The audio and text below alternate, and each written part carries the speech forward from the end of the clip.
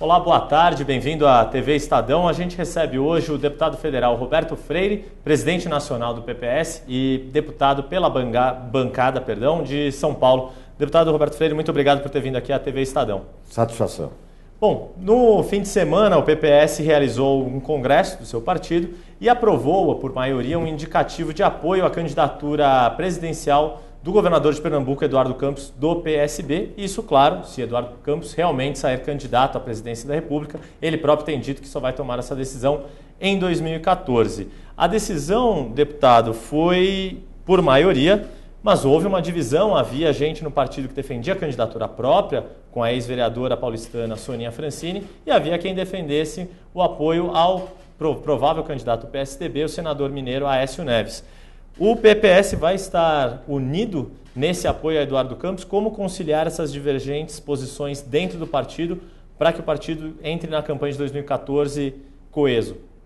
Olha, nós temos boa tradição de grandes embates e grandes discussões dentro do partido. Eu lembro uma que foi, diria até, meio traumática, a ruptura com o governo Lula.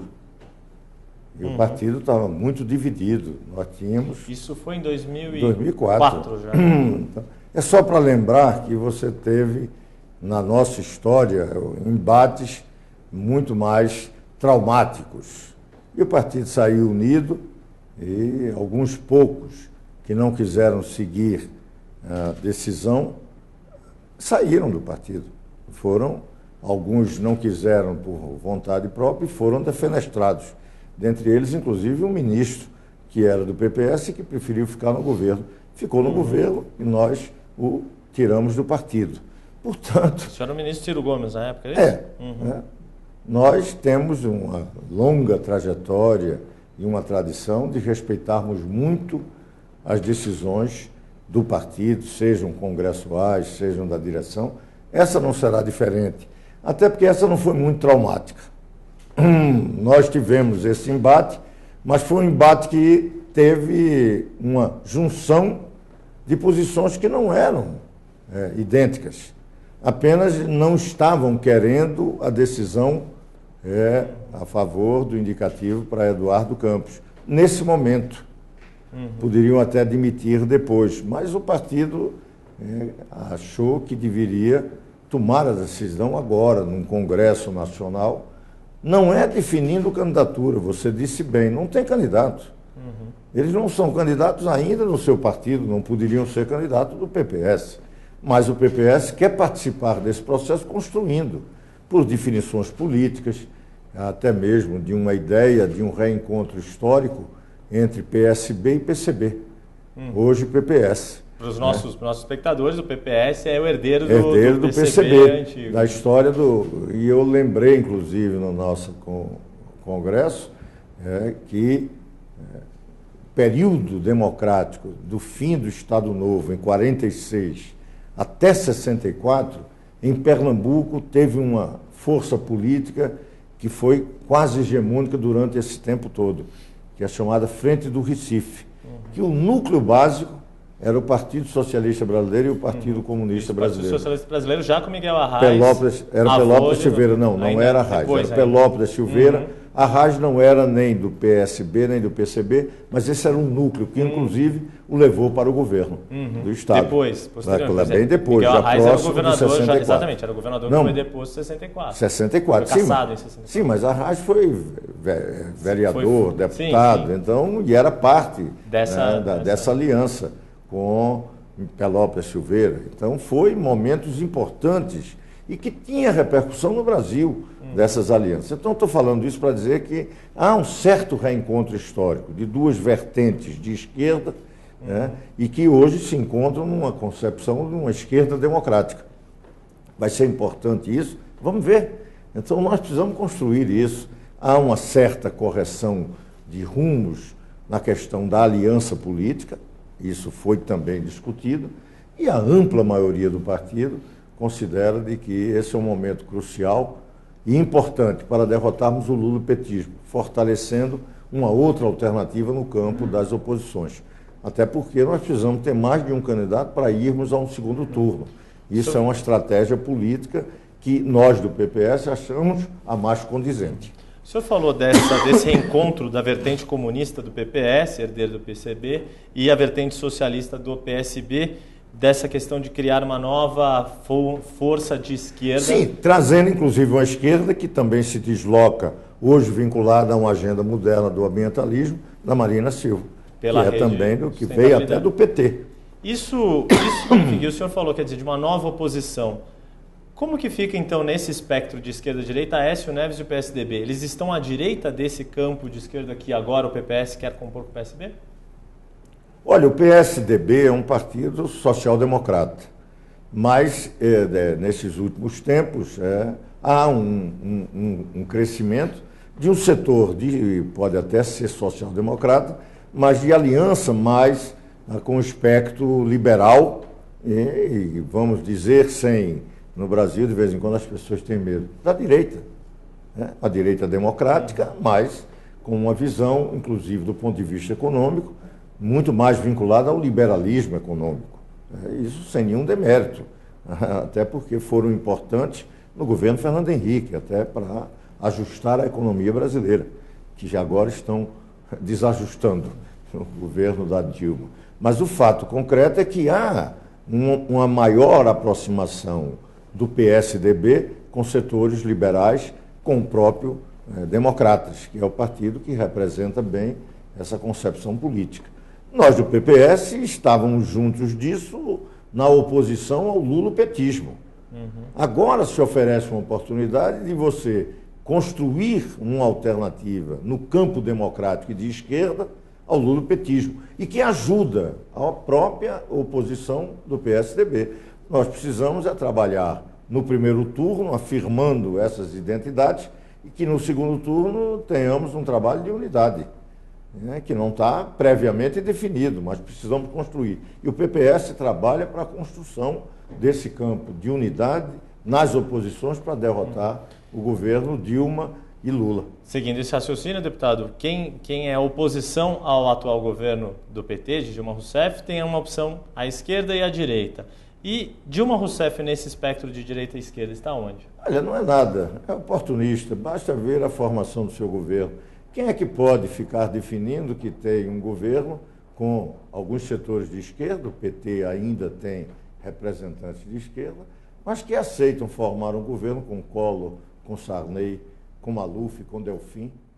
Isso, evidentemente, não é um governo de esquerda que faz com que banqueiros riam à toa com os lucros fabulosos que tiveram nos tempos de Lula, que usa o BNDES para estar fazendo seus apadrinhados capitalistas baseados no dinheiro público, inclusive do Tesouro, financiando o BNDES, tapando o buraco do BNDES. Então, é evidente que esse governo é um governo que tem uma política apenas de manter-se no poder.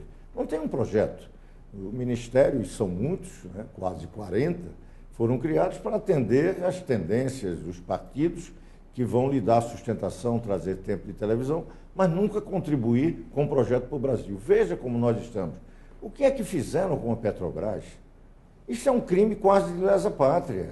O que fizeram? Esfacelaram a Petrobras.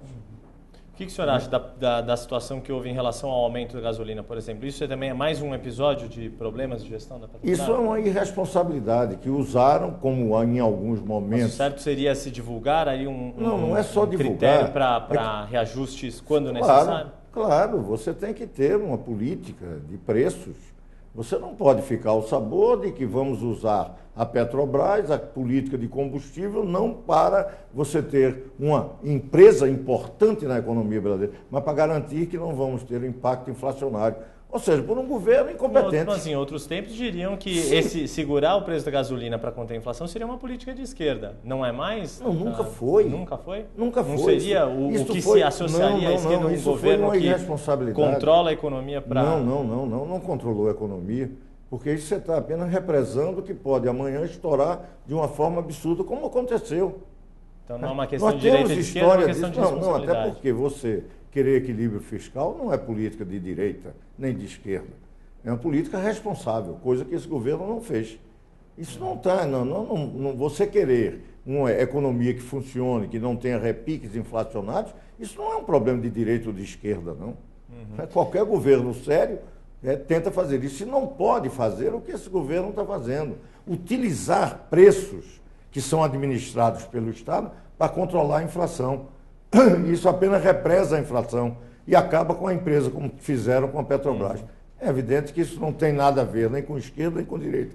Tem a ver com um governo incompetente. Aproveitando as críticas que o senhor tem feito então ao governo, que sugestões ou que posições que o PPS vai querer que o PSB e a sua candidatura própria, seja ela de Marina Silva ou de Eduardo Campos, adote para se consolidar, para se cravar 100% essa aliança entre PPS e PSB? O que o PPS vai levar ali de contribuições para o plano de governo do PSB? Olha, uma primeira questão que nós podemos dizer é que tanto o PSB quanto a rede estão fazendo aí consultas para a elaboração de um programa, inclusive utilizando a rede, algo interessante. Cada vez mais pessoas se integram nessa discussão, nesse debate. O PPS vai discutir, claro, com o Eduardo e com a Marina, de fazer parte disso, até para saber que contribuição nós podemos dar daquilo que nós tivemos como programa, até nos documentos desse Congresso, porque o Congresso não foi só decidir o indicativo, teve a discussão de um documento, de uma nova política, uma nova economia, e claro, aí vinha um novo governo. Então, quais itens o senhor destacaria, por exemplo, de nova economia? O que é uma nova economia para o PPS neste momento? Olha, a primeira delas é que um governo que tenha que ter preocupação com investimentos. Nós não podemos estar um governo despreocupado com infraestruturas, estrangulada como é a infraestrutura brasileira. Então, nós precisamos ter uma política de certa austeridade visando o investimento. Não a austeridade para estar resolvendo crise fiscal, como acontece na Europa, que é um desastre que você, inclusive, também destroça a própria produção, a geração de desemprego, então todo um problema. Não é essa austeridade. É austeridade de gastos supérfluos, suntuosos e desperdício na máquina pública. Então o Brasil gasta para um custeio de uma máquina que, evidentemente, nem serviços de qualidade presta. Então você tem, mas isso visando uma política de investimento. Uma segunda, ter capacidade de entender que a economia do futuro é uma economia baseada em conhecimento. E nós temos um desastre completo de um governo que se despreocupou com questões de ciência e tecnologia. Quer ver um exemplo? Você hoje está tendo, e aí a gente lembra, Lula quase que paralisou todo o programa espacial brasileiro. E aí nós tivemos um desastre hoje junto com a China, o governo Dilma. Muito dessa gestão na ciência e tecnologia sob o comando do PSB, o próprio ministro Eduardo Campos foi... E foi boa no começo. Eu participava do governo Lula quando nós apoiamos a questão do transgênico no Brasil e não regredimos como agora estamos regredindo. Mas os problemas na política espacial brasileira vêm desde a gestão de Roberto Amaral no Ministério, deputado, não? Não, e quando aconteceu o desastre, vinha. Vinha. E quem está dizendo que não? Eu estou falando que quase paralisou, porque quando aconteceu o desastre lá em Alcântara, ali foi paralisado, era o governo Lula. E se o PSB não teve capacidade de mudar, não foi porque não quis. Até porque se você pegar o mundo científico, não vê na gestão do PSB nenhum retrocesso, não. Nós avançamos, apesar do governo Lula ter um setor que era muito refratário, por exemplo, à ciência. Até porque por visões meio religiosas, de um certo fundamentalismo, não querem entender que a economia do futuro não pode prescindir, por exemplo, do avanço na pesquisa com os organismos geneticamente modificados. Porque não é apenas para produzir um melhor tomate ou produzir algum insumo qualquer, não. Essa é a indústria do futuro. Então, estou só mostrando que essas questões foram paralisadas e ninguém pode pensar numa retomada da indústria brasileira sem estar vinculado à ciência, à tecnologia e às inovações, porque essa é a economia do futuro. Eu não posso ficar aqui imaginando que nós vamos voltar à economia industrial, até porque essa está sendo superada. Né? E o governo brasileiro se despreocupou completamente disso. Aliás, o governo brasileiro se despreocupou de um projeto de desenvolvimento. cuidou de ter popularidade com o populismo de um consumo desenfreado. E isso vem desde Lula e vamos pagar muito caro no futuro por isso. E já estamos pagando alguma coisa no presente. O senhor falou de resistências e a gente, quando se fala de Eduardo Campos e de Marina Silva, vê-se muita também resistência, não entre eles, mas, por exemplo, o Estado de São Paulo publicou uma reportagem neste domingo que retrata bem as resistências que o agronegócio tem a Marina Silva, mesmo aqueles que têm simpatia por Eduardo Campos. Como é que o senhor vê essa contradição de posições, por exemplo, nas questões ambientais, mesmo em questões religiosas, questões de costumes, que vem quando se fala da aliança Eduardo Campos e Marina Silva? Isso o senhor acha que pode ter ruídos aí? Como é que o PPS vai se portar nessa discussão? Não, muito claramente a favor da ciência, da tecnologia, das inovações, muito claramente. Isso do agronegócio? Do agronegócio, até porque, se você pensar a economia brasileira e prescindir do agronegócio, o desastre ainda é muito maior.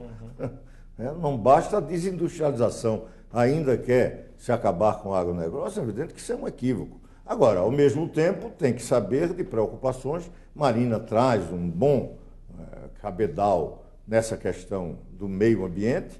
Agora, tem que se chegar a um denominador comum, até porque senão nós vamos voltar aos tempos das florestas. E isso ela começa a compreender, inclusive teve algumas relações agora, alguns encontros, exatamente com esse setor, para discutir, chegarmos a um denominador comum. Não há essa contradição, até porque senão você ou é ir para voltar para as florestas ou é a degradação total do planeta. E isso não são posições que alguém imagine defender onde quer que seja. Aonde é que essas coisas se encontram num projeto de desenvolvimento do país? O que não pode é deixarmos de ter desenvolvimento. Nós temos que, por exemplo, trazer para a discussão, até porque no mundo todo começa, a questão da energia renovável. Isso é uma questão muito cara, por exemplo, aos ambientalistas. E é cara a todos aqueles que possam se dizer desenvolvimentistas. Como é que nós vamos encontrar aí a afirmação, por exemplo, de que é uma energia limpa, nuclear? Não cabe a discussão. Não vamos ficar pensando que todos os verdes são contra. Até porque, se fossem, não existiam verdes na França, que quase 70% de toda a sua energia é nuclear. E é limpa. Tem alguns problemas do lixo nuclear, isso é uma discussão que a pesquisa está avançando. Nós, no Brasil, não podemos ser refratários a isso. O PPS tem essa compreensão. Isso nos aproxima ainda mais do PSB, afasta um pouco mais de Marina, e nós temos que construir um programa comum. Não será nem um programa nosso do PPS, não será do PSB, e nem será, vamos admitir, da Marina. Mas pode ser dos três. E quem sabe se não é o bom programa para o Brasil. O senhor falou dessas três forças, Marina, Eduardo Campos e o PPS. Todos eles, em algum momento, como a gente lembrou aqui, participaram do governo Lula e aí foram saindo, cada um ao seu tempo. PPS primeiro, em 2004, Marina em 2009, 2010 e Eduardo Campos agora, no meio de 2013. Por que o senhor acha que esses antigos aliados do PT foram deixando o governo Lula e o governo Dilma? Eu posso dizer a você, porque nós deixamos. Fomos até, alguém pode até dizer que foi prematuro. Mas a gente, quando saiu, a gente disse que não poderia ver um país sendo aparelhado por um partido. Isso em 2004. Hoje está todo mundo vendo o aparelhamento, que inclusive quiseram fazer no Supremo Tribunal Federal. E como não deu certo, tentam desmoralizar, numa atitude antirrepublicana, antidemocrática. Talvez nós tivéssemos visto isso antes, até porque nós fomos lá na história muito antidemocrático. Os comunistas foram. E nós fizemos uma revisão muito clara exatamente nisso. Até vendo o valor universal da democracia, não poderia haver socialismo sem democracia, e talvez por isso os erros que foram cometidos em nome do comunismo. Então, nós temos um pouco a preocupação de ver uma força de esquerda que não tem compromisso nenhum com a democracia, com a república, que foi o que o PT fez no governo. Além de alguns desastres que alguns não viram pelo clima de euforia, mas que estão pagando agora. E paga até Dilma, que não diz nada, porque é fruto disso, dessa irresponsabilidade. Uma economia que você tem, na logística da infraestrutura, estrangulamentos os mais variados, que só vem descobrir que precisa mudar agora. E aí fazem as parcerias, criam nomes diferentes para dizer que é a privatização dos aeroportos, das estradas. Por quê? Porque é um governo incompetente que não cuidou disso, mas cuidou muito de, no consumismo, ganhar grandes e imensas popularidades. Então, o populismo está aí. E essa crítica o PPS fez. Alguns podem ter feito outras um pouco mais adiante. Por que esse reencontro? Né? Nós estávamos todos juntos no governo Lula.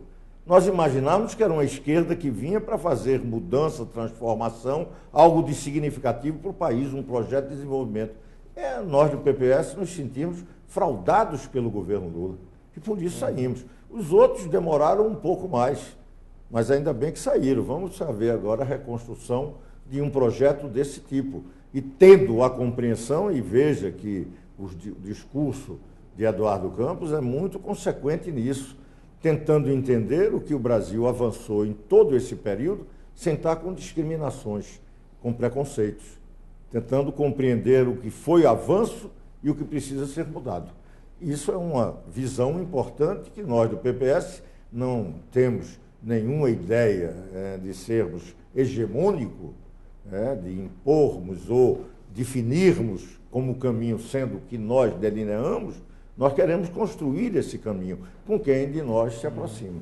Daí essa ideia do reencontro lá com uma frente do Recife maior, mais ampla e moderna. Até porque aquilo que foi construído lá era um Brasil bem diferente e um outro mundo. Mas, de qualquer forma, valores que lá estavam continuam. Até porque valores, e é bom a gente lembrar sempre, valores como Mandela pode representar, de lutar contra o apartheid sem criar novos apartheids, isso é algo que também nos anima.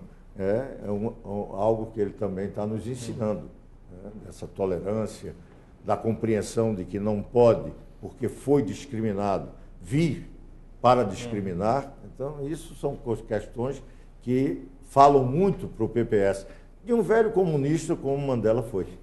Deputado, para a gente encerrar uma última questão, ainda falando sobre esse indicativo que o PPS aprovou de aliança com o PSB de Eduardo Campos, queria saber do reflexo disso nos estados e, em especial, aqui em São Paulo. O PSB, principalmente o grupo de Marina Silva, na verdade, a Rede Sustentabilidade, tem defendido candidatura própria em São Paulo para o palanque de Eduardo Campos e Marina Silva, seja quem for o candidato ao Palácio do Planalto.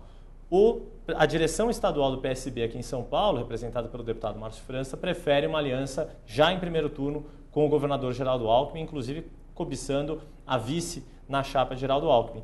Como fica o PPS nessa discussão? O PPS que também participa do governo Geraldo Alckmin. E essa aliança pode favorecer uma chapa entre PSB e PPS para o governo daqui de São Paulo, para o Palácio dos Bandeirantes? Olha, o PPS apoia a candidatura de Geraldo Alckmin. Isso é uma decisão já tomada? Do Congresso do partido, claro. E isso, diferentemente da presidencial, Alckmin é candidato à reeleição. Sim. Então a gente já pode... É uma posição já mais concreta, já tem mais concreta. Então o Congresso não faz apenas uma indicação, porque em algo meio fluido. Não, já pode algo bem mais concreto. E a visão que nós temos aí, não discutimos ainda, e muito provavelmente nesse indicativo de apoio a Eduardo Campos, essa questão vai surgir, discutindo os estados, e eu, particularmente, como representante de São Paulo, já me pronunciei. Agora vou me pronunciar publicamente, mas já tinha em conversas dito.